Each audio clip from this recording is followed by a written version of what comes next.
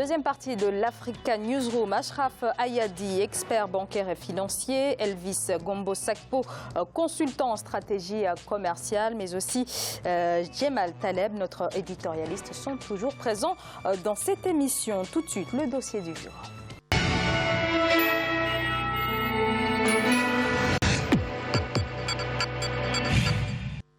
Alors, les systèmes bancaires africains ont connu d'importantes mutations ces dernières années. L'apparition de grands groupes et le climat de concurrence poussent de plus en plus les acteurs du secteur à adopter de nouvelles stratégies de développement. Mais comment faire de la banque un levier de croissance? C'est justement la question posée dans ce sujet de Birama Saonera. Le système financier et bancaire africain à l'heure de la digitalisation. L'éthique, technologie de l'information et de la communication contribuent à améliorer l'efficacité opérationnelle des banques sur le continent. Elles sont aussi des leviers clés de la défense et du développement du secteur financier et bancaire. À travers les nouvelles technologies, la digitalisation est devenue un enjeu de taille sur le continent africain pour les banques et autres établissements financiers. Des cartes bancaires d'utilité diverses ont également été créées pour permettre aux clients d'effectuer des achats ou faire des opérations de toutes sortes. Quels sont les avantages de digitalisation de la banque? Quels en sont les inconvénients? Les nombreuses innovations digitales qui ont récemment été mises en place ont-elles servi à révolutionner le système bancaire? La transformation digitale est aujourd'hui au cœur des préoccupations du système financier africain. Grâce à cette avancée technologique, le monde physique est en train de disparaître au profit du monde virtuel. Les banques nouent des partenariats avec des entreprises qui développent des solutions digitales afin de trouver le meilleur moyen d'attirer plus de clients. Aujourd'hui, la digitalisation a permis aux établissements financiers et bancaires de révolutionner davantage le monde des affaires. La digitalisation de la banque, c'est de permettre en fait la distribution des services bancaires à toute la population de manière assez rapide, sans coût d'infrastructure technique important. Ça permet aux clients, aux usagers de la banque, de profiter de services sans les inconvénients d'aller à une agence ou de faire la queue pour avoir une information, un retrait, etc., un paiement. Le mobile banking est considéré comme un outil propice à la digitalisation des opérations bancaires en Afrique. Il a permis d'améliorer l'inclusion financière à travers l'intégration de certaines populations, soit à faible revenu, soit dans les zones rurales qui n'ont pas accès au marché bancaire traditionnel. De nombreuses innovations illustrent cette nécessaire mutation. Si on voit aujourd'hui l'ancienneté des banques en Afrique, c'est plus de 40 ans.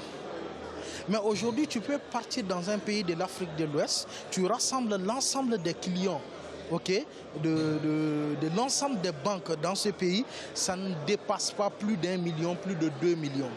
Or que tu prends le Orange Money qui est à côté, lui seul, il a un peu plus de 2 à 3 millions de clients en moins de 5 ans à 6 ans d'existence. Donc ce qui donne à réfléchir par rapport à la lourdeur même du système financier classique bancaire. Donc ça veut dire quelque part qu'avec l'utilisation de cette nouvelle technologie-là, on a réussi à faire venir beaucoup plus de personnes vers les services financiers. Et quelque part, finalement, c'est une opportunité d'une certaine manière pour le secteur bancaire parce que ces gens-là ne seraient pas venus sans cette nouvelle offre-là vers les services financiers. Mais après, ça peut donner aussi plus d'appétit aux acteurs télécoms et ça peut intensifier la concurrence pour les banques. Le taux de pénétration de la téléphonie sur le continent est estimé à environ 95%. Sur le continent, les mobile banking s'avèrent aujourd'hui incontournables. Pour les experts, l'adaptation des banques à cette forme d'opération financière est de plus en plus nécessaire. Dans tout modèle économique, il faut toujours s'adapter. Et les banques sont obligées de s'adapter pour continuer à évoluer et se développer. Ces solutions qui sont proposées de nos jours, c'est des solutions qui répondent à des attentes d'un certain nombre de clients. C'est-à-dire que les clients aujourd'hui, ils sont de plus en plus attachés à des solutions rapides, qui proposent beaucoup d'informations. Donc les banques sont obligées d'intégrer ces modèles dans leur business model. La digitalisation du service bancaire est une réalité en Afrique. Certains pays sont des laboratoires pour l'intégration du digital dans les services financiers et bancaires. Cependant, les risques des nouvelles technologies dans le secteur ne sont pas à minimiser. La vraie problématique, c'est de savoir comment tirer profit de ces nouvelles technologies tout en adoptant la meilleure régulation et les meilleurs dispositifs pour maîtriser les risques. Les risques sont des risques liés à la cybercriminalité, les risques sont liés à la protection des données des clients, les risques sont portés sur la protection des transactions, mais aussi sur la lutte anti-blanchiment également, parce que, comme vous le savez, dans les nouvelles technologies, il y a de nouvelles contraintes opérationnelles, des contraintes technologiques à prendre en considération par les régulateurs et par les banques elles-mêmes. Les mobile banking permet par exemple de faire les opérations bancaires traditionnelles. Il s'agit de consultation des soldes, du virement depuis son téléphone portable ou son ordinateur. Pour pallier aux potentiels manquements, des mesures ont été prises pour sécuriser davantage le système bancaire. Nous avons une méthode de travail qui nous permet d'anticiper sur les difficultés.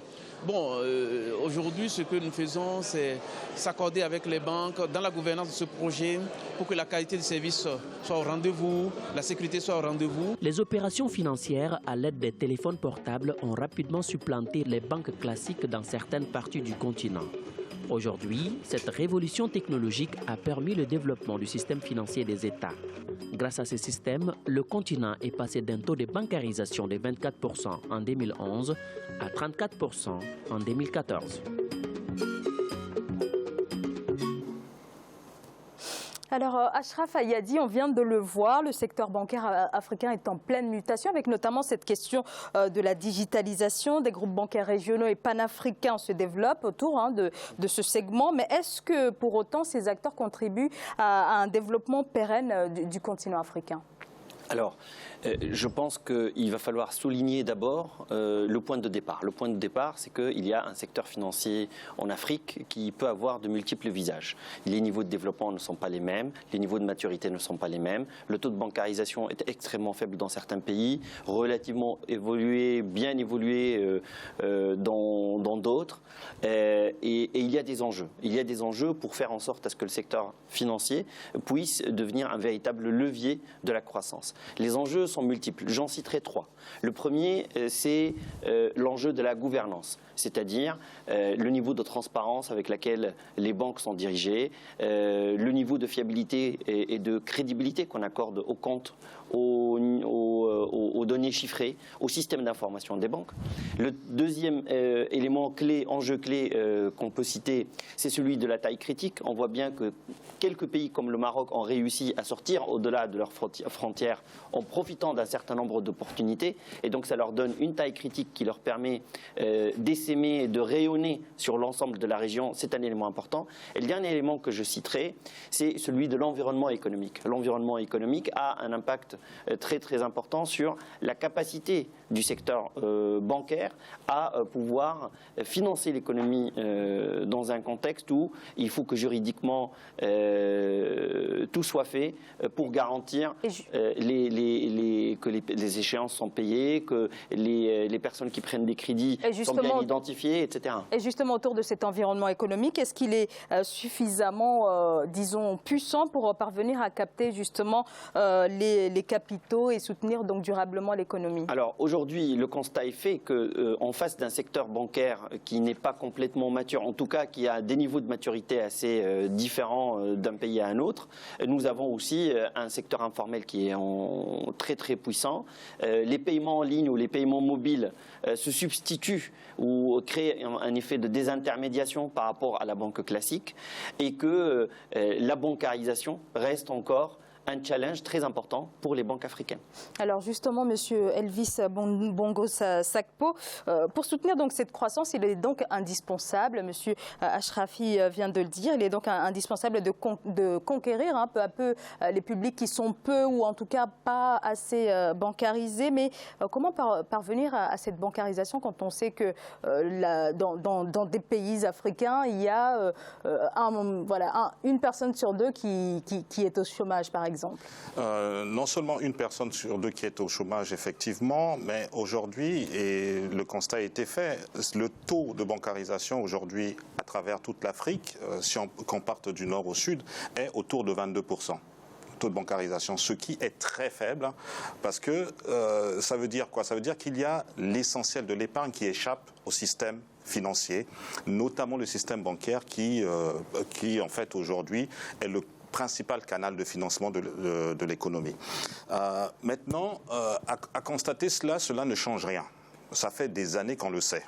Les banques sont surliquides, on le sait.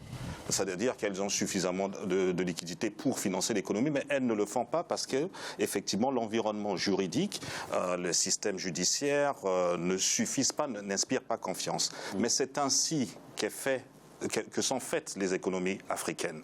C'est-à-dire que si on reste sur ce constat, on n'avancera pas. Et le sujet que vous évoquiez, c'est-à-dire l'impact sur la croissance, oui, il y a un impact sur la croissance aujourd'hui. Mais est-ce que les banques servent de levier pour un développement? Je dis, c'est très nuancé parce que justement, les banques ne permettent pas ne remplissent pas leur mission, en fait, qui est en fait l'essence même du système bancaire, qui est de créer de la richesse, non pas seulement pour elles-mêmes.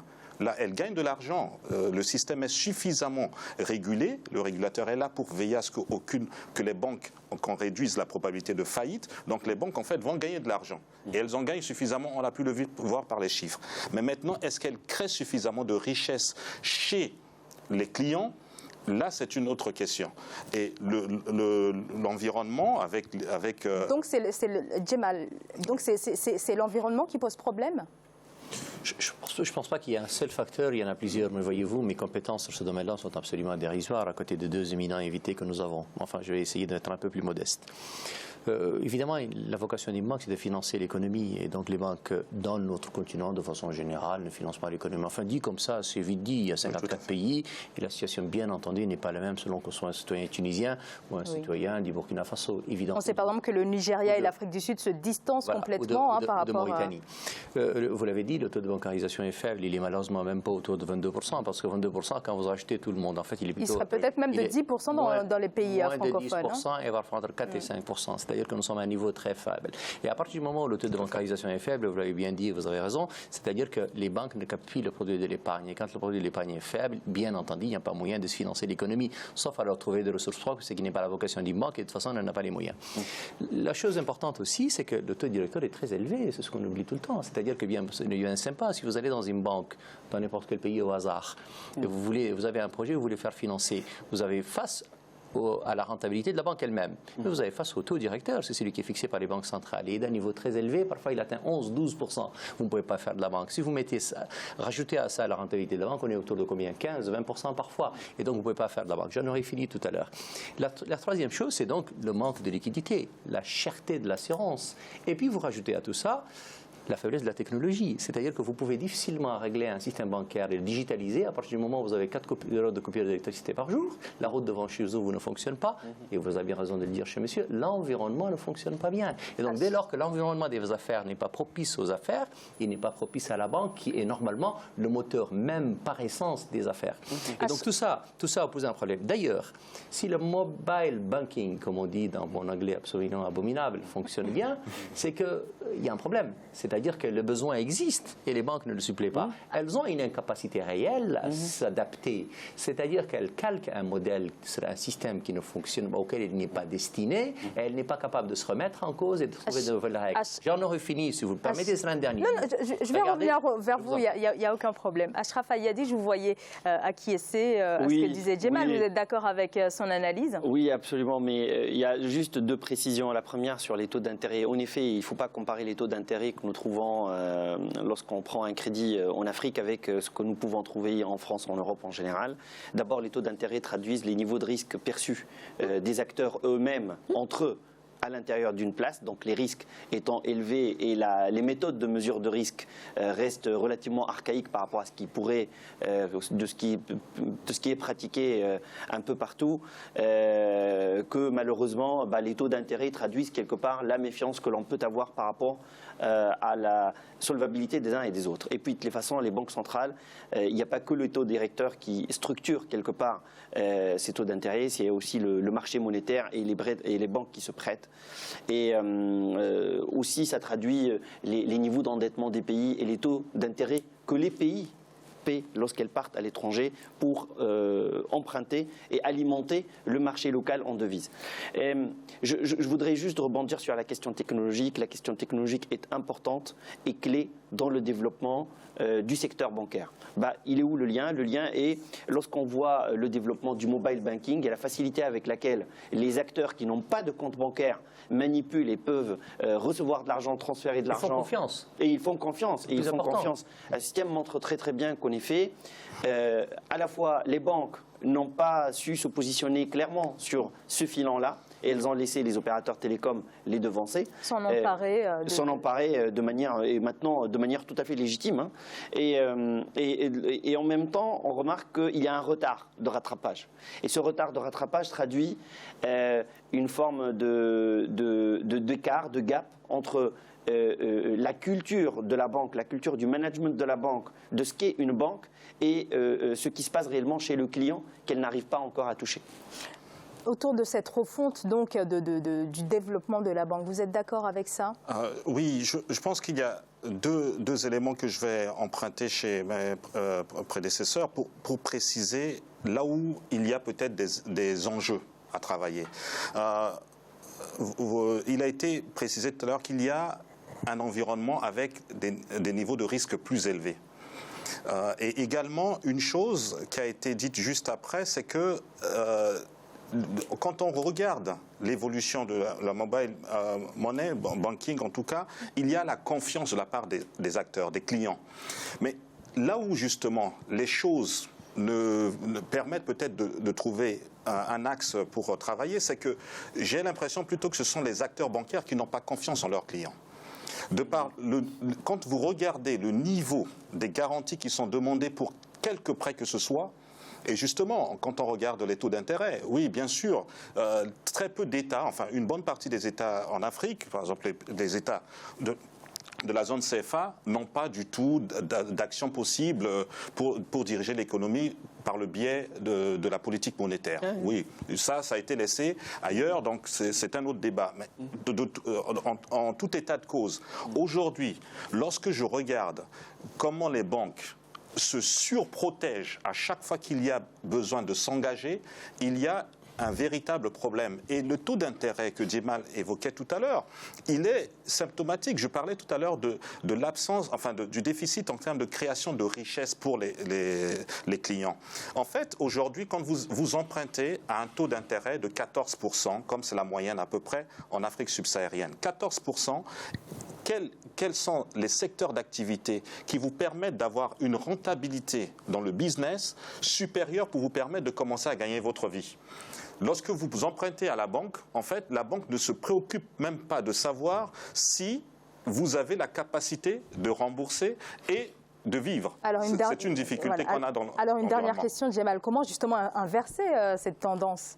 Alors, je ne sais pas comment il va l'inverser. Je pense que les banquiers sont mieux à même de répondre que moi, mais elle est de toute façon capable d'être inversée. Je pense qu'on a besoin de régulateurs sérieux, on a besoin de politiques publiques sérieuses, on a besoin d'injecter un peu plus d'argent, et puis on a besoin d'un petit peu d'imagination. Et on n'a pas beaucoup d'imagination. Nous ne sommes pas capables d'inventer autre chose. Je vous donne un exemple. Dans mon pays, la Mauritanie, les autorités ont voulu créer un aéroport. Et pour créer un aéroport, de deux choses l'une, soit faites un marché public, vous le financez, soit faites un BOT pour quelqu'un qui va le faire. Ils ne trouvent ni l'une ni l'autre. Ils ont inventé un système différent. Avec le domaine foncier de l'ancien aéroport, on essaie de financer une partie. Avec un partenaire, donc on essaie de financer une troisième. L'État prend en charge les routes et les mécanismes. Et donc avec 4, 5, 6, 10 acteurs nouveaux, nous sommes capables de créer cela sans alourdir la dette de l'État. Parce qu'en fait, c'est de ça dont il s'agit. C'est pour ça qu'on fait le BOT. Et donc, si demain, si le système bancaire était capable d'inventer, et je n'ai aucun doute que, regardez autour de nous, l'ingéniosité et l'intelligence des banquiers, si vous les mettez autour et vous leur dites, vous n'êtes pas capable de gagner autrement votre argent que d'inventer quelque chose. Autrement, vous l'avez dit, C'est tellement plus facile. Vous venez chez un banquier pour emprunter de l'argent, il va vous mettre le taux à 14%. Bonne chance si vous êtes capable de gagner de l'argent, parce que je ne connais aucun système qui vous donne une rentabilité à 20%. Et au passage, il va vous prendre une maison, une voiture, probablement 2 ou 3, un gage, pour que lui ne prenne aucun risque. En fait, le banquier ne prend pas le risque avec vous. Ça, c'est la faiblesse du régulateur aussi. Donc, il faut vraiment une véritable refonte. Hein. Mais on va marquer une courte pause et on se retrouve dans quelques instants pour la troisième partie de l'Africa Newsroom.